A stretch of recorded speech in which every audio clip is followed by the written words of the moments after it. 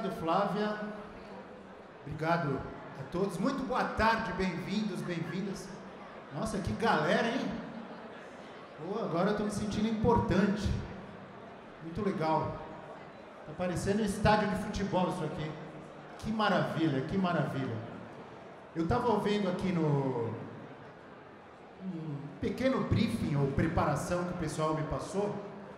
Tava vendo que vocês aqui vocês têm discutido, debatido e ouvido muito. E aí eu vi umas palavras aqui para mim um pouco difíceis. Open Finance, PIX, claro, não é nada de novo. Nuvem, metaverso, inteligência artificial, blockchain, muitas outras tecnologias. Tudo isso é muito legal, muito importante. Mas eu estou aqui para falar de algo muito mais importante do que tudo isso, que é a tecnologia no futebol. Tem algo mais importante do que futebol? Ó, ela aqui já falou que não. Bem aqui na frente. Tem algo mais importante que futebol? Não, né? Então a gente vai falar... Eu não me lembro quem foi que falou essa frase, que o futebol é a coisa mais importante das coisas menos importantes que tem na vida. Não serve para nada, mas na verdade a gente quase morre por causa do futebol, é ou não é? Não é? Olha lá. Tem algum palmeirense aí, aliás? Alguns, né? Eu dei boa tarde, vou dar uma boa tarde de novo e boa noite também, que já estamos quase na noite, a todos os corintianos que estão aqui. Boa tarde, boa noite. Todos os torcedores do Flamengo. Mano, a gente tá no Rio de Janeiro ou em São Paulo? Vou dar boa tarde de novo a todos os corintianos que estão aqui. Muito boa tarde.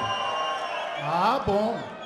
Não é porque foi eliminado da Libertadores que acabou, né? É fiel torcida ou não é fiel torcida? Então, boa noite aos torcedores do Palmeiras, do Galo.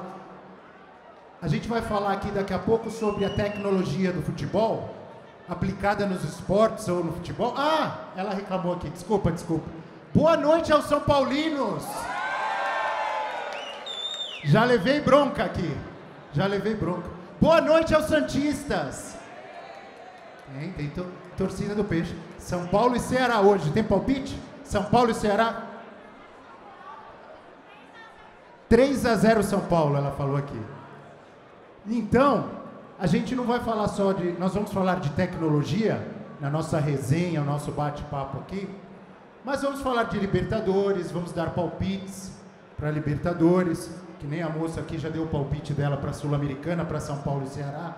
Vamos falar de Campeonato Brasileiro e claro que vamos falar também de Copa do Mundo. Eu estou dizendo vamos falar porque eu gostaria de chamar aqui ao palco um dos maiores jogadores da história da seleção brasileira, recordista de partidas na seleção brasileira, 149 jogos, disputou 4 Copas do Mundo, ganhou 2, chegou em 3 finais, levantou a taça em 2002, ganhou também em 94, foi finalista em 98, vestiu a camisa do tricolor paulista, do Palmeiras,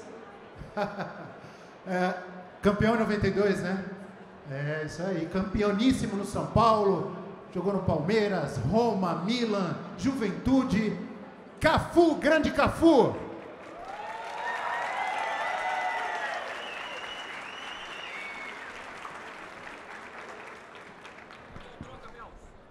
Bem-vindo, Cafu. Opa, prazer enorme, boa tarde a todos, boa tarde. Nossa, que boa tarde mais fraco, hein? Ô, louco! Você faz uma baita de uma apresentação dessa, apresenta o capitão, chega aqui e fala boa tarde. Diz, boa tarde. Senta aí, Cafu. Ô, Abel, pera. Sinta-se em casa. Calma, você tá nervoso. Imagine se você chega aqui, Cafu, fala boa tarde pra plateia. Aí eu chego aqui pra vocês. Boa tarde. Boa tarde. Você acabou de apresentar 4 Copas do Mundo, 3 finais consecutivas. O único jogador na história de todos os jogadores como melhor lateral da história do futebol mundial. 148 jogos com a camisa da seleção brasileira. 148? 20 jogos Eu aumentei um. 149. Eu falei 20 jogos. Eu falei 149, então foi um erro meu. 20... Você vai ter que jogar mais um, então. Tite, pode me convocar que eu tô na pinta. Diga lá. Todos os títulos praticamente conquistados. Aí você fala boa tarde, por falar boa tarde. Mas foi assim, porque quando eu falei dá pra melhorar. Boa tarde aos corintianos, Eles estavam meio tímidos. Na segunda vez já se soltaram. Não, mas acontece. Depois o Corinthians vai ganhar e vai... Corinthians é time grande, volta a ganhar daqui a pouco novamente. Esse é o futebol. Boa tarde, gente! Você vê como é que melhorou? Esse é o boa tarde de um time campeão, rapaz. Esse é o boa tarde do capitão, mano. Ó, um boa tarde sem graça não tem como, né? Tudo certo, Cafu? Tudo jóia, Abel. Melhor agora com você aqui no palco, né? Tá ansioso pra mais uma Copa? Vocês não sabem, mas o Cafu é embaixador da FIFA e embaixador da Copa Qatar 2022. Como ele sabe tudo de Copa do Mundo, a gente vai falar de bastidores, vai ter fofoca, não tem nenhum Nelson Rubens aqui, mas nós vamos fofocar. Você vai contar a história, bastidores de Copa do Mundo, não vai? Vamos, algumas coisas dá para contar, outras não. Mas, como embaixador da Copa do Mundo pro Qatar, embaixador da FIFA, algumas coisas eu tenho que ter um pouquinho entre sete chaves, não dá para revelar. Mas vamos bater um papo legal, falar de Copa do Mundo, falar de tecnologia, falar de inovação, falar o que a tecnologia vem evoluindo dentro do futebol e na vida de todo mundo. Um bate-papo legal. Até porque nós estamos na feira de tecnologia, né, praticamente. Vamos falar do VAR, porque vocês estão falando muito de tecnologia no mercado financeiro, como eu dizia, no futebol, nos esportes, vocês sabem que tem a tecnologia. E o VAR chegou para acabar com as discussões no futebol e acabou, não tem mais polêmica. Não é assim? Sim ou não? A minha resposta, você só vou te olhar. Que isso. Nós realmente achamos que o VAR iria resolver o problema do futebol. Nós não. O pessoal da comissão que implantou o VAR no futebol. Para muitos de vocês que não sabem, eu faço parte de uma comissão que se chama Stakeholders. É a comissão que define e muda todo tipo de regulamento, de mudança no futebol, passa pela nossa comissão. Uma comissão feita por 11 pessoas. Eu sou o único brasileiro que faço parte dessa comissão, do Stakeholders. Então, todas as mudanças no futebol, regra no futebol, VAR, bola com chip, quarta substituição, quinta substituição, talvez a sexta substituição agora na própria Copa do Mundo e até futuramente o lateral com o pé, já vou revelar para vocês. Sexta substituição? Talvez sim, isso está na nossa pauta, está na nossa mesa, vai estar em discussão. Antes de implantar o VAR, gente, antes do VAR vir para o futebol, ficou 6 anos na nossa mesa discutindo e testando o VAR antes de colocar ele em funcionamento. Então, nós estamos questionando o VAR já há 6 anos atrás, quando a nossa comissão resolveu, com muita pressão, autorizar o VAR, mandar para a International Board, para que a International Board pudesse sim colocar nos regulamentos do futebol. Mas o VAR vai dar muita polêmica ainda. Vai dar muita polêmica. A gente já vai falar do VAR. Antes da gente entrar diretamente no assunto Copa do Mundo e tecnologia, 2 ou 3 perguntas rapidinho para você. Já que eu falei de Libertadores e logo mais tem Palmeiras e Atlético Mineiro, aqui, né, no Allianz Parque. Qual o seu palpite? Quem passa logo mais entre Palmeiras e Galo? Olha, desses jogos da Libertadores, eu acho que o único jogo que está em aberto é esse entre Palmeiras e Atlético. Foi um jogão lá no Mineirão, são 2 times que já mostraram que têm capacidade e condições de chegar na final. Mas o Palmeiras, por jogar em casa, por conhecer o estádio, por saber já praticamente todos os detalhes do Allianz Parque, eu acho que o Palmeiras consegue passar hoje sim, mesmo tendo um adversário muito difícil, eu acho que passa Palmeiras. Eu vou repetir o placar que eu dei hoje de manhã no programa que eu faço lá na ESPN. Aliás, já estou fazendo propaganda. Assistam de segunda a sexta, das 9 às 11 da manhã, na ESPN, o F360, Futebol 360. Hoje de manhã eu falei que seria Palmeiras 2, Atlético Mineiro 0 no primeiro tempo. No segundo tempo, 2 gols do Hulk, 2-2, e o Palmeiras passa nos pênaltis. É só um palpite. Foi o meu palpite. Flamengo é o adversário a ser batido? Flamengo sim. Vai ser uma grande final. Se passa ou Palmeiras ou Atlético contra o Flamengo, vai ser um jogão. Eu ainda acho que dá 2-1 pro Palmeiras hoje, mesmo sendo um jogo muito aberto. Eu acho que são os 2 times que manteve uma regularidade dentro do campeonato, vem mantendo uma regularidade já há muitos anos. São realmente 2 times difíceis de jogar nesse exato momento. Show de bola, já dei os palpites. Fica à vontade, Cafu. Você quer ficar de pé? Eu vou sentar aqui, por favor. Sinta-se em casa aí. Tem que sentar? Boa, garoto. Vamos lá. Para começar... Que a gente fica bem à vontade, né? À vontade, né? Nossa, que tem aguinha aqui. A taça parece uma taça de vinho, mas é água. Cafu, como embaixador da Copa do Mundo, você já esteve algumas vezes no Catar e até a gente estava batendo um papo agora há pouco, estava me dizendo que você vai antes da Copa do Mundo, você vai outras vezes, inauguração do estádio, etc, etc. Nessas vezes que você esteve lá, no país sede da Copa do Mundo, o que te impressionou, o que te chamou a atenção, principalmente em termos de tecnologia? Olha, Abel, e para todos vocês, o que chama a atenção hoje para a Copa do Mundo no Catar são os estádios. Nós temos lá estádios com ar-condicionado, todos os estádios têm ar-condicionado, então quando eles falam, mas a Copa no Catar vai estar o problema de muito calor, muito aquecimento, não. Principalmente quem estiver dentro do estádio não vai ter esse problema. O último... Desculpe te interromper, eles mudaram a Copa, normalmente é no meio do ano, eles mudaram para o final do ano, porque o meio do ano seria o verão lá, que é um calor mais de 50 graus, mas continue. Tava 52 graus semana passada, a sensação térmica de 57, mais ou menos. Quando chega a 55 graus, todo mundo para de trabalhar, até que abaixe um pouco o calor para que eles possam trabalhar. Mas em termos de tecnologia, eu nunca vi, e eu acho que vocês não vão ver uma Copa do Mundo tão tecnológica como essa. Nós temos estádios container, que é o 974, né, que é um dos estádios que vai ser ele é quase 90% sustentável. Ele vai ser todo ele depois desmontado e vai ser doado pela África. Ele realmente é feito com containers, um estádio de futebol feito com containers e com ar-condicionado. Os outros estádios têm suítes. Um dos estádios, o segundo andar, ele é todo feito com suítes de hotel, onde a sua sacada praticamente é a tribuna onde você pode ver os jogos. Ar-condicionado em todos os estádios, nós testamos os últimos ar-condicionados dos estádios para que pudesse chegar na temperatura apta para que os jogadores pudessem jogar e para que todos vocês, torcedores, não passasse tanto calor assim. Tivemos que colocar blusa dentro do estádio, porque os ar-condicionados são muito fortes, estava casaco mesmo, por causa do frio, exatamente por isso. Por isso que já passaram a Copa do Mundo já para novembro, porque realmente o calor ia estar um pouco mais tranquilo. Nós vamos ter todo tipo de informação tecnológica possível dentro desses estádios, até porque a maioria que já foi para o Catar sabe que nós temos lá o ETERAS.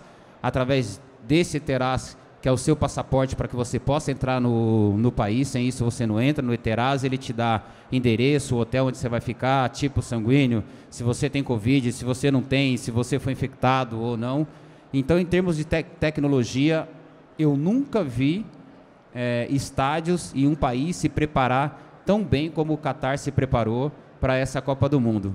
E sem contar, gente, que nós vamos ter a possibilidade de ver 3 jogos durante o dia. Porque a distância de um estádio para o outro, nós estamos falando em torno de mais ou menos 50 quilômetros, que é o estádio mais longe.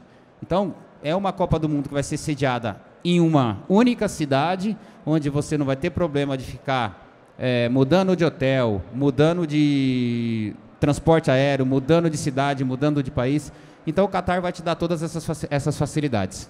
É totalmente diferente das últimas 2 Copas do Mundo, né? Rússia e Brasil, 2 países com dimensões continentais. O Catar é um país muito pequeno, então realmente a mobilidade e tal, e tudo isso vai ser bem mais fácil. Você estava falando de ar-condicionado nos estádios. Eu me lembrei que a primeira Copa que você ganhou, 94, vocês jogaram a final, estava calor ali, não estava? Nos Estados Unidos, no dia da final? 48 graus. Rapaz, hein? Tava quente, tava um calor. Que cidade que foi? Me fugiu agora, Las Vegas? Não. Daqui a pouco a gente lembra. Se você não lembra, imagina Boston, eu. Mas foi nos Estados Unidos. Bom, queria te perguntar sobre a preparação. Voltando a falar um pouco mais, já que eu estou falando da final, lembrei da final de 94. Nesses 3, 4 meses que antecedem a Copa do Mundo, como que é a preparação de um jogador de seleção brasileira? Física, mental? Como era a sua? Abel, depois de 94, a minha foi bem tranquila. Muito, muito tranquila. Claro que cria-se uma expectativa muito grande em relação a você saber se vai para a Copa do Mundo ou não. Claro que tem jogadores que sabem que vai para a Copa do Mundo de olho fechado. Outros jogadores criam uma certa expectativa, uma certa dúvida, mas os jogadores que já vêm disputando as eliminatórias, jogadores que já classificaram a seleção brasileira com 7, 8 jogos de antecedência, Jogadores que vêm jogando com o Tite há mais de 8 anos, são jogadores que já sabem que está na Copa do Mundo e está bem tranquilo. O único problema é a questão de lesão. É o período onde você tem um campeonato muito competitivo, onde os jogadores têm um número de jogos muito grande, o único problema, o único receio que você tem é em relação à lesão. Mas a expectativa de ir para a Copa do Mundo, a expectativa de estar na lista para a Copa do Mundo, são só para aqueles jogadores que está ainda na dúvida se vai para a Copa ou não. Os jogadores que são experientes, jogadores que vêm jogando com o Tite há muito tempo, esses aí estão bem tranquilos em relação a essa expectativa. Eu acho que a única expectativa que cria aí é em relação realmente à Copa do Mundo, que é no Catar, que é um país completamente diferente de todos os outros países, que tem as suas leis, as suas culturas, que vão ser respeitadas, que tem que ser respeitada. Eu acho que a única expectativa realmente é em chegar no Catar, para ver se realmente o Catar é esse país maravilhoso que todo mundo fala. Você falou depois de 94. Em 94, então antes você estava tenso? Cria uma expectativa grande, né? Eu joguei todos os jogos das eliminatórias, fui convocado todos os jogos das eliminatórias em 93, não tive a oportunidade de jogar, mas eu sabia que eu iria para a Copa do Mundo, não como titular, mas como um reserva, mas mesmo assim ficava ainda aquela expectativa de esperar a convocação do Parreira falar quem são os 23 convocados, para que realmente você possa dar uma relaxada e falar, eu estou na Copa do Mundo. Se você pudesse resumir em poucas palavras, ou em 1 minuto, ou em pouco tempo, cada uma das 4 Copas que você disputou, como você definiria? Vamos começar com 94. Todas elas fantásticas. Vamos começar 94. Primeira Copa, expectativa muito grande. Tive a oportunidade de jogar minha primeira final de Copa do Mundo. Primeira final, tivemos a oportunidade de ganhar. Foi uma experiência fantástica. Eu diria que foi o pontapé inicial para que outras pudessem chegar. 98? 98 já um pouco mais experiente, não era o capitão ainda, mas foi a Copa do Mundo da minha expectativa pessoal. 2002? A Copa. Essa eu definiria como a Copa do Mundo, porque foi a Copa que nós saímos do Brasil desacreditado por todo mundo, por todos vocês. A maioria de vocês não acreditava na Copa na seleção. De corneteiro, hein? Não acreditava na seleção em 2002. Posso perguntar para qualquer um de vocês acreditavam que o Brasil iria ganhar a Copa do Mundo em 2002? Não, porque nós saímos daqui como a 10ª seleção, uma seleção desacreditada, uma seleção de desconfiança, uma seleção que não impunha respeito, uma seleção que todos os maiores críticos falaram que o Brasil não ia passar da primeira fase. Então, para essa Copa do Mundo, criou-se uma expectativa negativa muito forte em relação à seleção brasileira. E nós tínhamos que mostrar para nós mesmos completamente diferente daquilo que todos vocês pensavam. Somos bons e podemos ganhar. Olha só contra quem nós estávamos jogando. E por ser o capitão daquela seleção, a maneira que nós conduzimos a seleção brasileira e que o Brasil ganhou, eu diria pessoalmente, para mim, que a Copa do Mundo de 2002 foi a Copa. Para fechar, 2006. 2006 foi a Copa das expectativas, porque em 2006 nós tínhamos o quarteto fantástico, né? O Adriano, o Ronaldo, o Ronaldinho, o Kaká, o Robinho, o Fred, nós tínhamos o ataque fantástico, mas com experiência de 3 Copas do Mundo atrás, nós sabíamos que o quarteto fantástico dificilmente dá certo, principalmente se tratando de Copa do Mundo. O Parreira, um treinador muito experiente, que foge das suas características, que é do 4-4-2, ele nunca abriu mão do 4-4-2. Pela primeira vez eu vi ele abrindo mão do seu esquema tático e eu vi que ali nosso time estava meio perdido. Daqui a pouco vou te perguntar um pouco mais sobre a Copa de 2002, algum bastidor, mas agora eu queria entrar naquele assunto que a gente falou agora há pouco, da tecnologia mesmo, do VAR. Né, o árbitro de vídeo, você nos contou que você participou da elaboração, né, do VAR, da preparação. Como que você tem visto? Eu até brinquei com o pessoal antes de te chamar aqui, né? Porque o pensamento era que o VAR iria resolver todos os problemas em relação à arbitragem, às polêmicas, às reclamações, né? O árbitro de vídeo, a tecnologia já é usada em várias modalidades esportivas, no vôlei, no tênis, no basquete. Chegou no futebol para resolver, mas a gente tem visto que não acabou com a polêmica. Às vezes tem até mais polêmica. O que acontece? Como que você tem visto e analisado o Cafu? Você já está se divertindo antes de responder, Cafu? Olha, eu dou muita risada e me divirto bastante quando se fala de VAR. Foi essa risada que eu dei para o Colina. O Colina é o chefe da arbitragem da FIFA. Ele é o chefe de arbitragem da FIFA. Tudo que é relacionado a árbitro é o Colina. Tudo que é regulamento novo em relação à arbitragem é o Colina. Eles decidem e passa para nós, para a nossa comissão que se chama Stakeholder. Há 6 anos atrás, quando o Colina colocou na nossa mesa que teríamos uma tecnologia nova no futebol que se chamava VAR, a primeira coisa que nós perguntamos para ele foi: o que é o VAR? O que o VAR vai trazer de benefício para o futebol realmente? O Colina nos colocou: o VAR vai fazer com que o futebol fique mais dinâmico, mais rápido e com maior número de gols. Eu falei para ele: como assim, Colina, maior número de gols? Ele falou: o VAR é exatamente para que nós possamos ter uma margem de erro zero no futebol. Margem de erro zero. Eu falei: Colina, se vocês vão inventar uma tecnologia que traz uma margem de erro zero para o futebol, vai ser fantástico. Como isso vai ser aplicado no futebol, Colina? Eu sou chato, eu faço parte de uma comissão que é o meu aval, é a minha palavra, e eu sou chato em relação a isso, porque eu assino o meu nome lá quando nós fazemos qualquer mudança.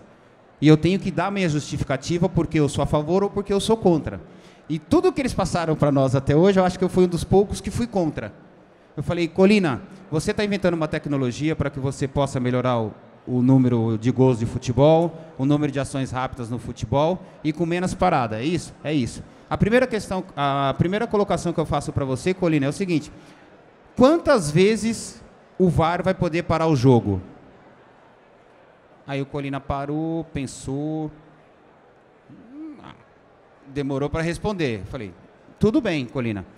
Quem vai poder pedir o VAR dentro de campo, Colina? O treinador, o jogador, a torcida, o auxiliar, o bandeirinha? Quem vai pedir o VAR?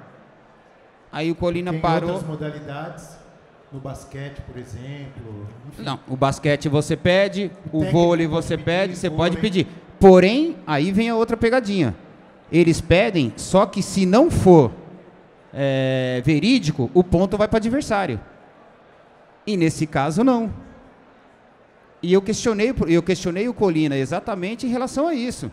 Colina, você não está tirando a autonomia do árbitro fazendo isso? Falou: não, porque aí o árbitro vai errar menos. Mas é óbvio que ele vai errar menos, porque hoje você vai tirar a autonomia do árbitro. E a primeira coisa que eu questionei depois do Colina também, eu falei: Colina, por que você apitou a Copa do Mundo de 2002? Porque você era bom, porque você é um dos melhores árbitros do mundo e você não tinha essa tecnologia para apitar. Se você errasse dentro de campo, nós iríamos te respeitar da mesma maneira. Porque você é bom e você pode errar. Agora, você está tirando a autonomia dos seus companheiros. Porque hoje, qualquer margem de erro do árbitro é quase que zero. Porque ele volta atrás a toda decisão que ele toma. Na dúvida, ele chama o VAR. Ele não tem autonomia para falar: eu vou bater no peito e eu vou dar o pênalti. Não. Espera que eu vou escutar. Espera. Deixa eu ver se eu estou entendendo. Você não é contra o uso da tecnologia no futebol. Você é contra a maneira como eles estão usando. É isso? Exatamente. A maneira com que está usando, que não ficou muito clara e não está clara até hoje, Abel. O que você mudaria? Até hoje. Porque não há dúvida de que o vídeo, a tecnologia, ela auxilia e pode melhorar essa questão da arbitragem, certo? Certo. O que você mudaria? O VAR está cometendo erros. O VAR comete erros. E quando o VAR comete erro, por que ele não beneficia aquele time que foi prejudicado? Como no basquete, como no vôlei, nós não estamos trazendo uma tecnologia para que você possa ter uma margem de erro zero? Então, no basquete, quando você pede o VAR e o seu time não foi beneficiado, você dá o ponto para o adversário. Nesse caso, no futebol, tinha que ser a mesma coisa. O VAR me prejudicou? Dá os 3 pontos para cá. Foi as questões que nós falamos para o Colina. Outra coisa, o Colina falou para nós: mais futebol, mais rápido o jogo, mais dinâmico e maior número de gols dentro do futebol. Eu falei: Colina, vocês vão tirar o número de gols do futebol, Colina. É claro, pelo que você está me falando. Hoje, gente, se a minha unha for maior do que a unha do Abel, e aquela tal da linha vermelha passar e ver lá que a minha unha está maior, está impedido. É um absurdo. Cortei as minhas hoje. Eu também, mas é um absurdo. Falei, Colina, eu não posso apitar impedimento porque o meu dedão está na frente do dedão do meu adversário. É coisa muito simples, é muito radical. Eu concordo com você em muitas coisas, mas eu defendo o uso da tecnologia, do árbitro de vídeo. Eu só acho que, principalmente aqui no Brasil, ou talvez ampliando um pouco na América do Sul, ele vem sendo usado de uma forma que, em vez de ajudar, às vezes atrapalha. Então, interferindo muito mais do que deveriam, né? E às vezes estão inventando coisa para tirar o gol, quando na verdade o mais legal do futebol é o gol. Eu acho que eles têm que melhorar, adaptar melhor, mas não há dúvida, pelo menos para mim, de que essa tecnologia, enfim, o VAR, o árbitro de vídeo, ele vem para ajudar, mas se continuar do jeito que está, vai atrapalhar mais. Veja bem, eu não sou contra o VAR, não sou contra a tecnologia, pelo contrário, eu sou a favor de uma tecnologia que traga benefícios para o futebol. Tanto é que a tecnologia está aí, está trazendo benefícios para todo mundo. Isso é louvável, isso é bacana. Eu sou contra da maneira que foi colocada, da maneira que foi imposta. Eu não posso simplesmente jogar para uma comissão e falar, ó, amanhã o VAR está aí e vocês vão aprovar. Não, deixa eu entender se vai trazer benefício. Traz benefício? Traz. Ela bem usada. E outra, lá fora do país, por exemplo, quando o juiz apita que ele chama o VAR, você vê algum jogador chegando perto do juiz, não? Eu ia falar isso, inclusive, para quem assiste, por exemplo, o basquete da NBA, o técnico pede lá o auxílio do vídeo, o árbitro vai lá numa mesa, um time vem para cá, outro time vai para lá, e ninguém fica perturbando atrás do juiz. Aqui no Brasil, diferentemente da Europa, vai todo mundo para... A pressão, ela acaba atrapalhando ainda mais, né? Se não tiver gente segurando, entram os 22 jogadores naquela cabinezinha do VAR para perturbar o coitado do árbitro. O árbitro erra, eu falei coitado, é um exagero, mas eu acho que os jogadores, as comissões técnicas, têm que ajudar para que essa tecnologia auxilie e não atrapalhe o futebol, em cima do que você falou. Aqui no Brasil, quando o juiz apita que ele vai pro VAR, parece escola de samba. Vai todo mundo atrás. Pô, então é bom, pô. Mas deixa ele apitar. Deixa ele tomar a decisão dele para que ele possa ter uma margem de erro menos e até estar mais tranquila. Então, o que nós queremos é exatamente isso. Que o futebol seja mais dinâmico, sim. Que o VAR funcione, seria fantástico. Mas não que seja tão radical em algumas coisas. Eu não posso, depois de meia hora que a jogada foi falta lá atrás, se demorar meia hora para fazer o gol, ele vai anular o gol porque o VAR pegou uma jogada que foi feita 5 minutos atrás. Caramba, passou, já foi. Não foi por aquele motivo que saiu o gol. Porque depois daquela falta aconteceram 10 lances para que pudesse fazer o gol. Então, essas contestações que eu falava com o Colina. Ô Colina, a falta foi 5 minutos atrás, pô. Não foi a falta que influenciou no gol. Foi aqui atrás. Então, deixa a bola rolar, deixa o gol sair. O meu questionamento é exatamente essa colocação. Fazer com que o VAR realmente, eles querem uma dinâmica maior de gol, quer um número maior de gol. Eles estavam discutindo até tirar o impedimento, para você ter ideia. Nós falamos não. Então, vamos ter um VAR.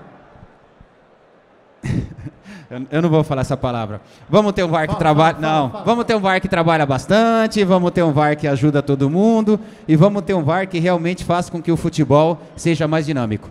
Só para finalizar o assunto do VAR, queria falar sobre o impedimento, você citou agora.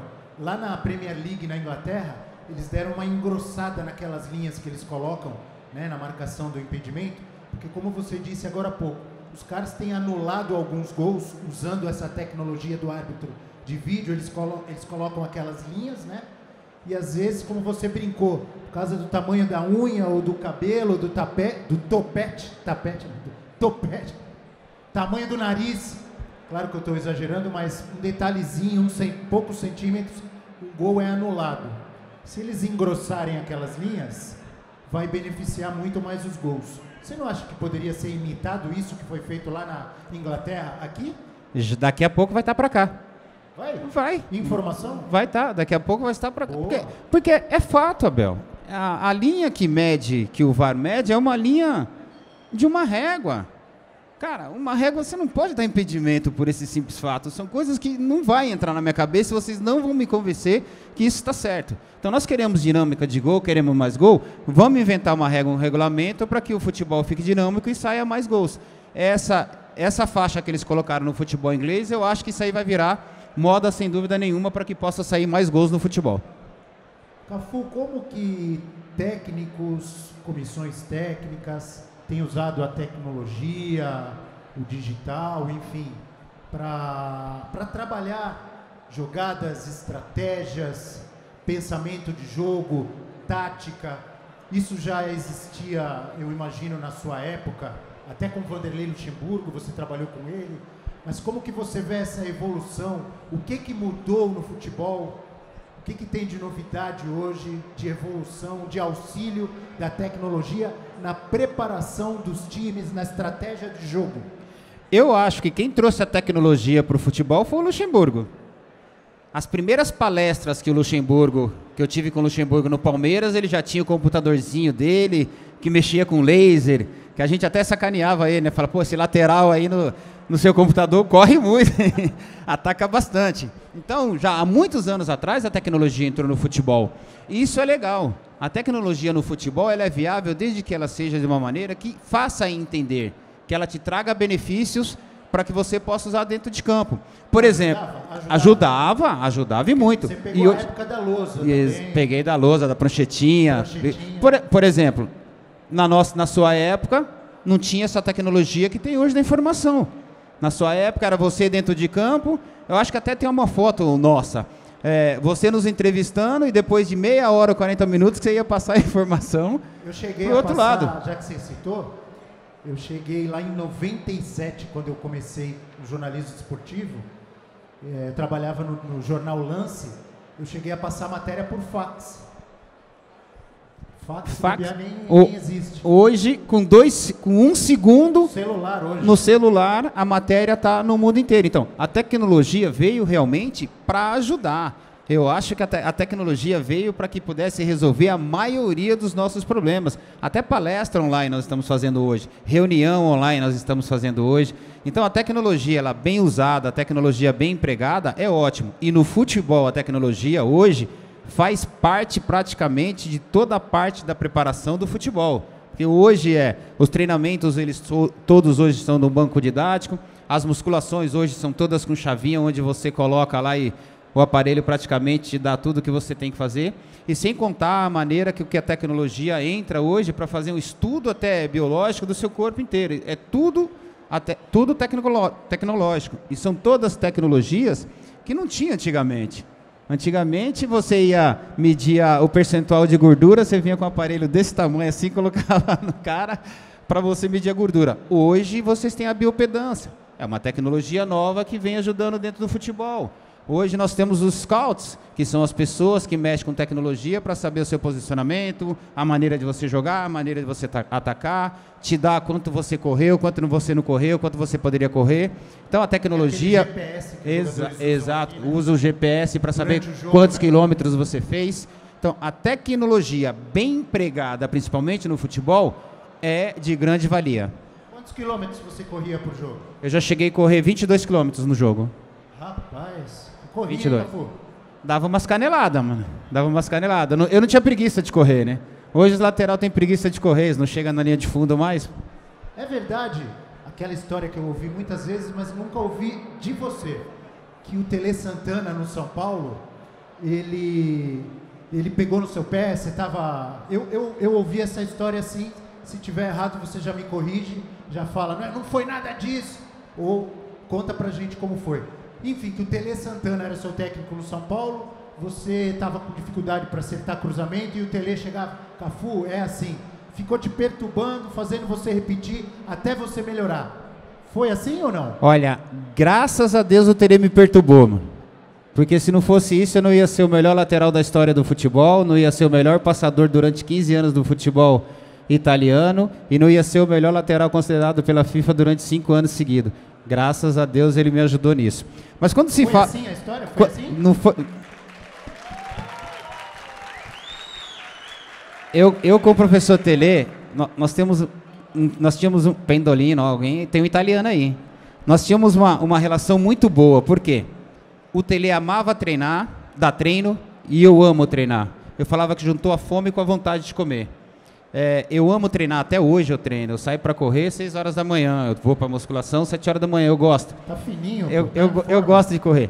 E o Telê, quando ele me passou para lateral, eu falei para ele, professor, eu não sou lateral, eu não gosto de jogar na lateral, eu jogo de meio atacante, eu tô na cara do gol, tô fazendo gol, dando passe pro Raí. Você vai me botar na lateral, meu? Aí ele falou, vamos fazer um teste de 2 jogos, até contratar um outro lateral, porque o Zé Teodoro tinha sofrido uma contusão no tornozelo. Você tem um condicionamento físico bom, a gente dá umas aperfeiçoadas aí nos cruzamentos, na maneira de bater na bola. Eu falei, professor, mas é completamente diferente daquilo que eu faço.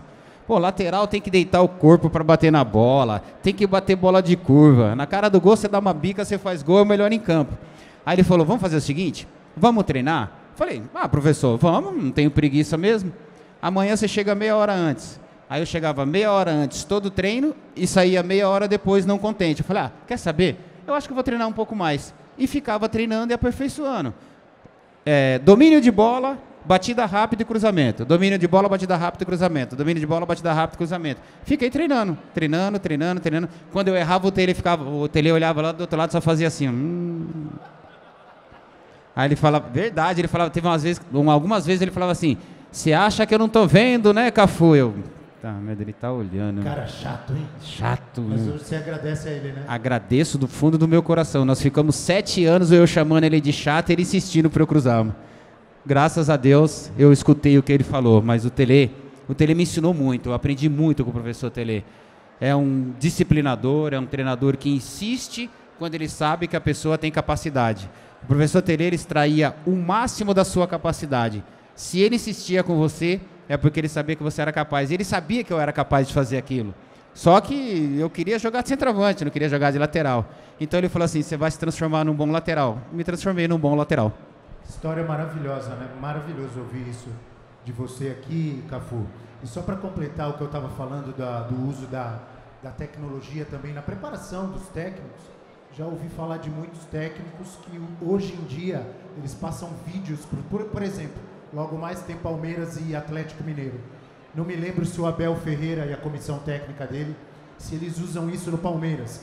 Mas tem muitos técnicos que passam vídeo, por exemplo, vamos dizer, o Marcos Rocha vai marcar o Hulk. Aí eles passam vídeo de como o Hulk joga, quais são as principais jogadas, como se movimenta o cara que ele vai marcar. Hoje em dia tem muito isso também, e isso também faz parte da tecnologia e é muito legal. Agora há pouco você falou sobre uma lesão que você teve na época que você jogava no São Paulo, então já vou usar esse gancho que você deu para falar também do uso da tecnologia na recuperação, na medicina esportiva, também na preparação física. O que você vê de inovação, de mudança, de interessante nesse tipo de coisa, né? Também na fisioterapia. Os aparelhos hoje de fisioterapia em termos de recuperação são 1000% melhor do que na nossa época. Na nossa época nós usávamos parafina.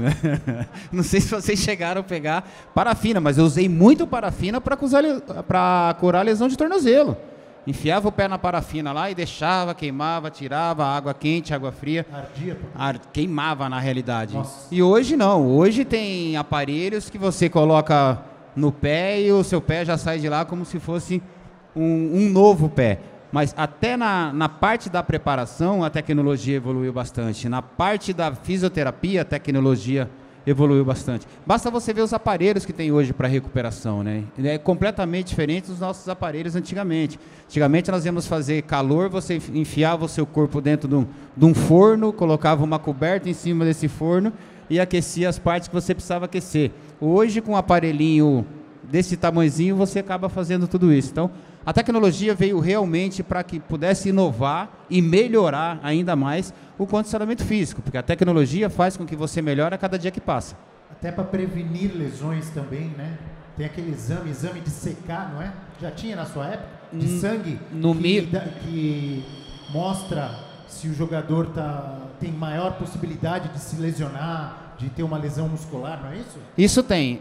Isso nós tínhamos já no Milan, e eu estou falando de mais ou menos há uns 17 anos atrás. Nós já fazíamos esse tipo de teste, esse tipo de exame. Nós já, através da tecnologia, nós já sabíamos se esse jogador daqui 3 meses poderia sofrer uma lesão ou não. E aí você começava a trabalhar baseado nisso. Se chama Milalab. Era um laboratório que cada jogador tinha que passar lá uma vez por mês. Eles faziam um check-up do seu corpo inteiro para saber quais eram as suas condições físicas, quais eram os riscos de lesão daqui 1 mês, daqui 2 meses, daqui 3 meses. Se você estava fatigado ou não, ele se tirava de campo, te tirava de treino. Então, há 15 anos atrás, há 17 anos atrás, tinha já o Milalab, e agora eles vieram só melhorando cada vez mais e aperfeiçoando mais essa tecnologia. Falando em lesão, vê se eu estou errado, se minha memória aqui está me atrapalhando ou não. Você entrou na final da Copa de 94 contra a Itália, você estava no banco e o Jorginho estava jogando, teve uma lesão e você entrou, foi chamado. Foi isso? Foi exatamente isso. Como que foi aquele momento? Te deu aquele frio na barriga? Você está no final de Copa do Mundo, você está na reserva. Aí o titular, que era o Jorginho, que jogava muita bola também, sofre uma lesão e você entra. Você entrou tranquilo ou demorou alguns minutos para entrar no jogo? Abel, olha só, eu nos meus bate-papos que eu faço, principalmente com jovens, eu falo para os jovens, a primeira pergunta que eu faço para eles: vocês estão preparados para as mudanças? Vocês estão preparados para jogar? Vocês estão preparados para ser atleta profissional ou para ser jogador de futebol? Jogador de futebol eu jogo até hoje com 52 anos. E ser atleta profissional? Vocês estão preparados para as oportunidades? Não. Aí a maioria fala: não sei, tô. Aí aquele que fala que tô, eu falo: você está preparado mesmo? Se eu pedir para você sentar aqui no meu lugar para dar uma entrevista como se fosse eu, você está preparado para estar no meu lugar? Não, então você não está preparado. Então prepare-se. Então prepare-se, porque a mudança, a oportunidade pode vir a qualquer momento. Em 94 eu me preparei 45 dias, Abel. Eu fiquei treinando arduamente 45 dias na Copa do Mundo, esperando uma oportunidade. Falei: na hora que o professor Parreira precisar, eu tenho que estar pronto. Porque eu tô pedindo essa oportunidade, e quando a oportunidade chegar, eu tenho que estar preparado. A oportunidade apareceu para mim, gente, com 10 minutos do primeiro tempo, na final da Copa do Mundo de 94. Se eu não tivesse preparado, eu não teria entrado do jeito que eu entrei. Primeira pergunta do Parreira: Cafu, o Jorginho colocou a mão na coxa. Você vai entrar, você está pronto? Eu falei para ele: prontíssimo, professor. Quando ele perguntou, você já estava quase invadindo o campo. Quase invadindo. Você já aqueceu? Estou aquecidíssimo. Pode entrar? Eu falei: agora. Eu me preparei 45 dias esperando uma oportunidade. A oportunidade chegou para mim na final da Copa do Mundo. Então, eu me preparei para isso. Eu me preparei para aquele momento. Não importa se iria ser no começo ou final da Copa. O importante é estar preparado. Então, estejam preparados para as mudanças, porque ela pode vir a qualquer momento na vida de qualquer um de vocês. Eu falo que ser jogador de futebol é diferente de ser atleta profissional, e é. É a mesma coisa de comandar e ser comandado. Quem não quer comandar aqui? Todo mundo quer comandar. Mas se eu pedir para vocês sentar aqui e comandar o programa, será que vocês vão comandar? Se o seu chefe chegar amanhã para vocês e falar assim: se vira, senta na minha cadeira aí que você vai comandar 300 pessoas agora, vocês estão preparados? Não? Então prepare-se, porque do momento ou outro você pode virar chefe. Do momento ou outro a oportunidade pode aparecer para vocês. E quando aparecer para vocês, vocês vão bater no peito e vão falar assim: estou pronto. Então estejam preparados para as mudanças. Foi o que aconteceu em 94. Me preparei e entrei. Sensacional. Essa aqui...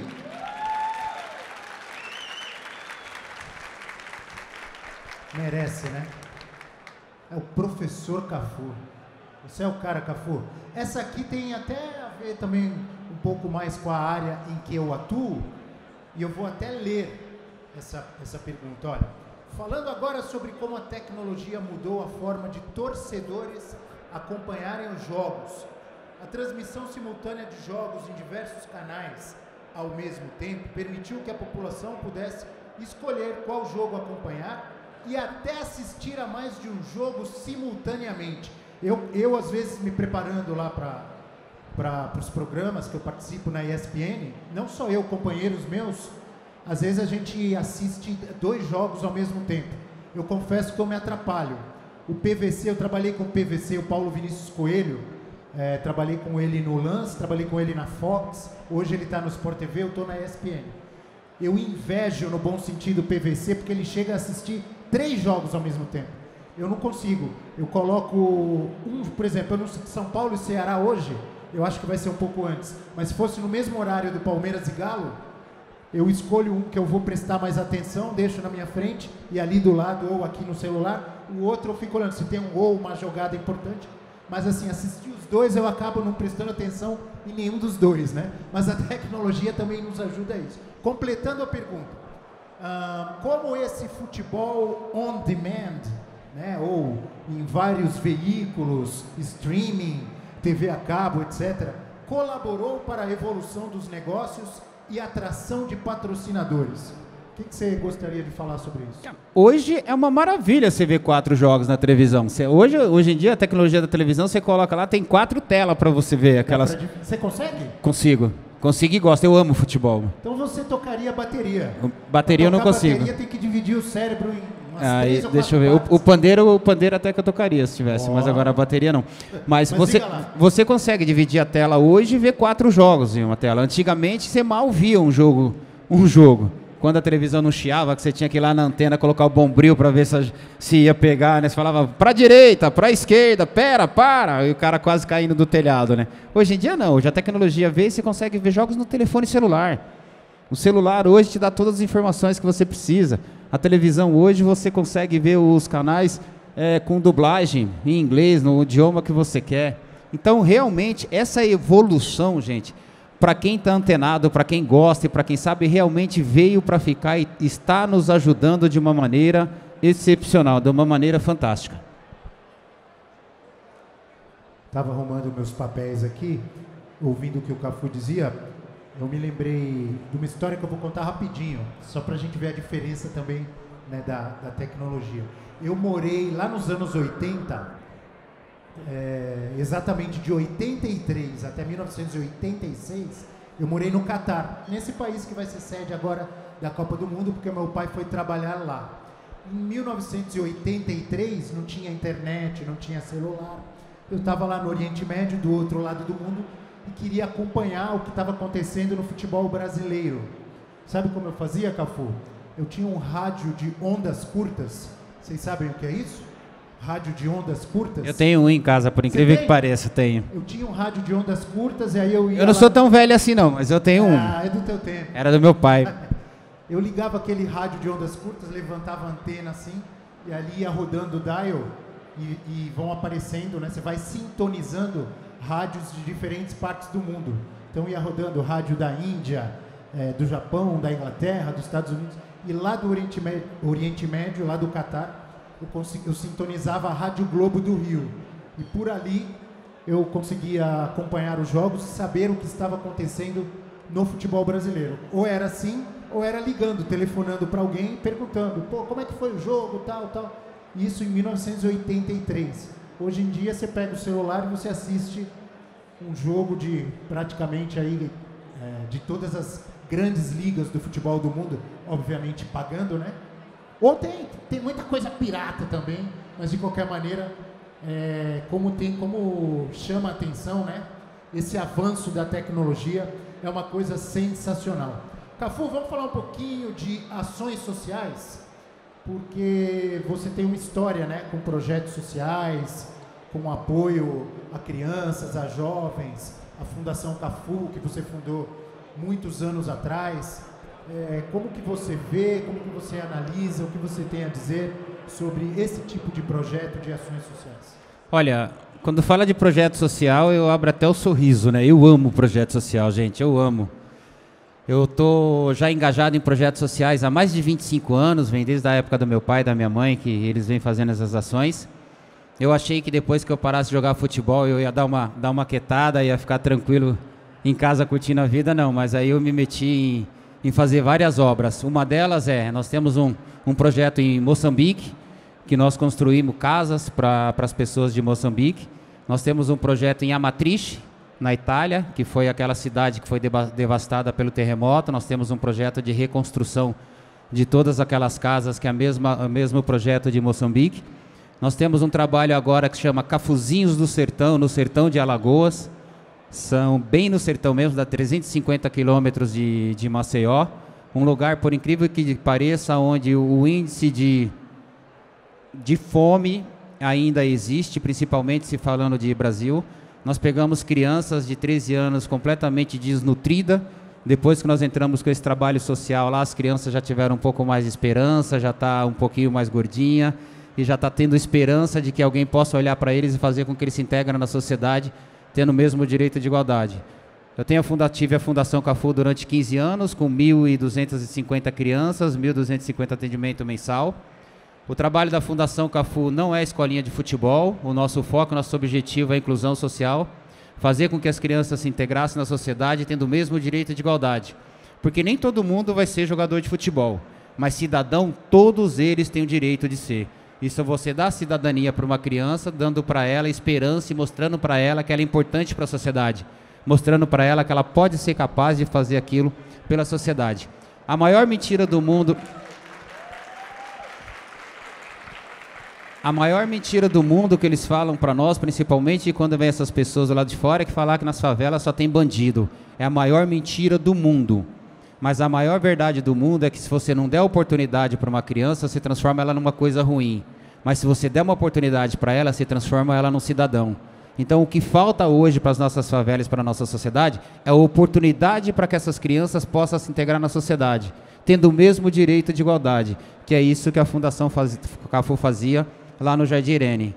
Além disso, nós temos um asilo, que nós tomamos conta do asilo também, Bom Jesus do Pirapora, com mais de 48 asilos. Nós temos a Casa José Maria Maia, nós temos a ACD, nós temos a PAI, o Instituto do Câncer, e outras 2 ou 3 casas que nós ajudamos também. Então, quando se fala de projeto social, estou engajado em mais de 12 projetos sociais simultaneamente, projetos que nós realmente estamos no dia a dia e estamos na frente para que nós podemos mudar realmente a vida da criança, gente.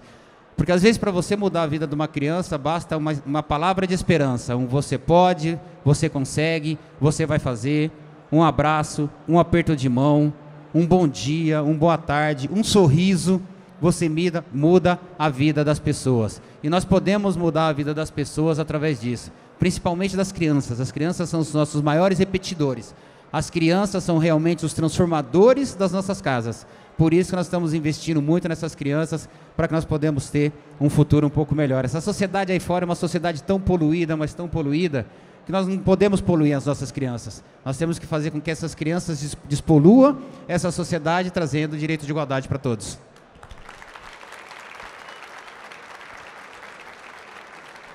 Eu larguei até o microfone, que eu queria bater palma junto com a galera agora. Você está em todos esses projetos? Quantas horas tem seu dia, Cafu? Ainda assiste jogo, é embaixador da FIFA, joga uma bolinha de vez em quando? Embaixador do Catar, joga de vez em quando, mas os projetos sociais eu não falto. Eu dou um jeito, eu não sei quantas horas dura o meu dia não, mas eu durmo no avião, eu estou bem tranquilo. Vai na quadra do Vai-Vai, que eu já te encontrei lá no Vai-Vai? Sempre Vai-Vai. Vai-Vai e Portela no Rio de Janeiro. Esse ano eu sou Portela e Vai-Vai. Boa, grande Cafu. Rio de Janeiro eu sou Salgueiro, mas eu gosto de todas as escolas. É isso aí. Maravilhoso, maravilhoso. Cafu, SAF, Sociedade Anônima do Futebol, que está chegando com força aí no futebol brasileiro, né? O Cruzeiro com seu companheiro de seleção brasileira, Ronaldo, comandando, já praticamente garantido de novo na Série A do Campeonato Brasileiro. Botafogo com John Textor. O Vasco agora também concretizando, né, virando aí um clube empresa, Sociedade Anônima do Futebol. O Bahia parece que está caminhando também para se juntar ali, para ser comprado pelo Grupo City. Como que você vê esse novo tipo de gestão em alguns clubes do futebol brasileiro, Cafu? Ótima. Tudo que for de benefício para o futebol brasileiro, eu vejo com bons olhos. Tudo que trouxer recursos para o futebol brasileiro e fazer com que o futebol brasileiro seja mais profissional, é ótimo. O que falta para o futebol brasileiro hoje é profissionalismo. Mas não só profissionalismo dos atletas, Começa da diretoria. O profissionalismo começa de cima para baixo. Começa deles. O SAF veio hoje exatamente para isso. Você pega esses clubes que você falou, vamos dar um exemplo do Cruzeiro. Depois que o Ronaldo chegou no Cruzeiro através do SAF, o Cruzeiro é outro time. Deu certo? Deu. Alguns times não vai dar certo? Não vai dar certo. Mas tem que tentar. Qualquer empresa pode não dar certo. Como qualquer empresa pode não dar certo. Mas o que nós queremos para esses grandes clubes é fazer com que eles tenham uma administração extremamente profissional. Que não haja só com a paixão, com a camisa do time, haja como profissionalismo, porque querendo ou não, eles estão tocando uma empresa. Um clube de futebol hoje é uma grande empresa, ela gera empregos, ela gera expectativa, ela dá expectativa para todo mundo, ela vende, ela compra, enfim. Então, vamos fazer uma administração profissional? Vamos fazer com que os clubes se tornem clubes realmente empresas, mas para que o futebol possa ser mais dinâmico e voltar a ser aquele futebol brilhante que nós precisamos. Porque o futebol brasileiro, de um tempo para cá, caiu num descrédito internacionalmente que não é inerente ao nosso futebol, ao povo brasileiro. Nós temos que voltar a fazer com que o futebol seja bem visto, principalmente lá fora. Já me sinalizaram aqui que está acabando o tempo, mas o papo está maravilhoso. E acho que a gente tem papo para continuar aí por mais muito tempo. Eu queria perguntar para você sobre seleção brasileira para a Copa do Mundo. Vocês olha, já faz 20 anos o último título, né? Quando você levantou a taça em 2002, estamos em 2022 e a gente está apanhando toda a Copa dos Europeus. É Bélgica, é 7-1 da Alemanha, Holanda lá na África do Sul, França... eu estava naquele jogo lá em Frankfurt, que o Zidane, como jogou bola o Zidane aquele dia, meu Deus do céu, né? Contra o Quarteto Mágico, você estava lá. E agora, Cafu, você está otimista? Essa seleção, você acha que chega como favorita, uma das candidatas? Vamos para disputar o título? O que você acha? Vamos para disputar o título. O Brasil vem como favorito para a Copa do Mundo. Depois de 1970, nós ficamos 24 anos sem conquistar o título, fomos conquistar em 94. Estamos já 20 anos sem uma conquista, a última conquista foi em 2002. Mas hoje eu vejo uma seleção brasileira mais experiente, uma seleção mais ciente daquilo que precisa. Hoje nós não somos mais dependentes de um único jogador. Por muitos anos nós ficamos dependentes de um único jogador, de um craque, um jogador que resolvia.